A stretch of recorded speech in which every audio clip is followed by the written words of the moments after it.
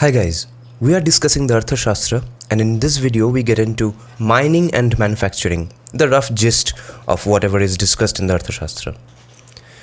Mines, the source of war material, were important because, quote unquote, this is a direct quote from Chanakya himself, mines are the source of wealth, from wealth comes the power of government, because with the treasury and the army, the earth is acquired. The quote ends. It appears that mines were usually in remote places because a discontented and therefore dangerous official was posted to a mine while his family was kept as a hostage.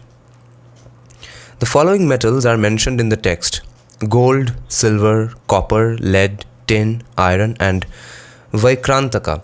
And we don't yet know what exactly Vaikrantaka is. Maybe it's a lost metal, maybe it's a name for some other metal. It's not decided as of yet.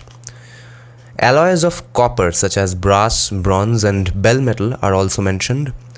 Diamonds and precious stones, quartz and mica, as well as marine products like conches, pearls, and coral were also considered as part of the mining industry.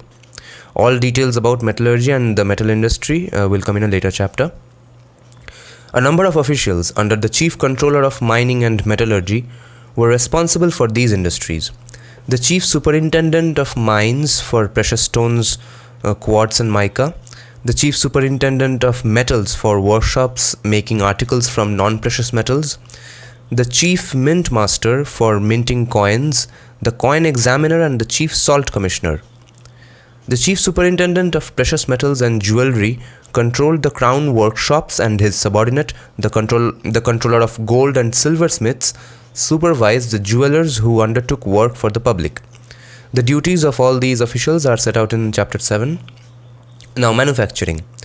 The four categories of manufacturing industry were state monopolies such as making weapons or brewing liquor, state-controlled industries such as textiles, salt and jewelry, state-regulated small industries of small craftsmen such as goldsmiths, blacksmiths, weavers and dyers, and unregulated craftsmen like potters, basket makers, etc. They were unregulated. Though not mentioned specifically in the text, there must have been other industries such as the construction industry, ship and boat building, and the manufacture of carts and chariots.